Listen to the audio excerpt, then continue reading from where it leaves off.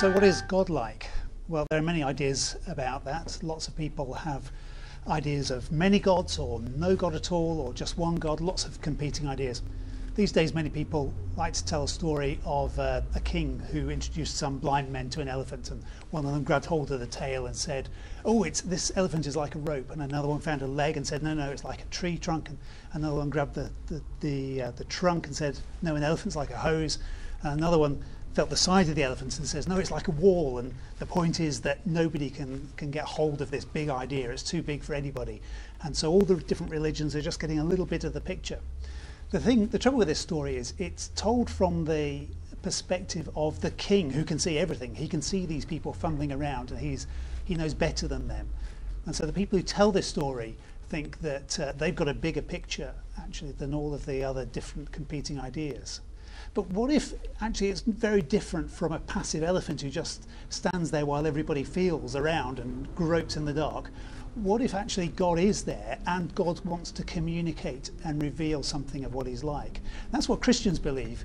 We believe that in the Bible God is communicating something of what he's like. And so right at the very beginning we see that he is the creator, that there's just one God. He created everything perfect originally. And human beings, the pinnacle of God's creation, made in his image, made to be like him in some ways. And yet just a couple of chapters into the Bible, Genesis chapter 3, we see that human beings rebelled against God. And so we're now under God's judgment. We deserve not to be able to get into contact with this pure and holy God that the Bible is very clear about. By the time we get to the New Testament, the second half of the Bible, God enters into our world in the form of the man Jesus Christ, born as a baby. He's fully human, and yet he's also fully God at the same time. It's too big a thing for us to get our little human heads round, really. But he's both God and man, and he comes into our world, and he grows up the most perfect, the only perfect man who's ever lived. And then he dies, and he rises again, not just as an example of this is what love is like, but because actually this is God dying in our place, taking on the punishment that we deserve so that we can be back in relationship with him.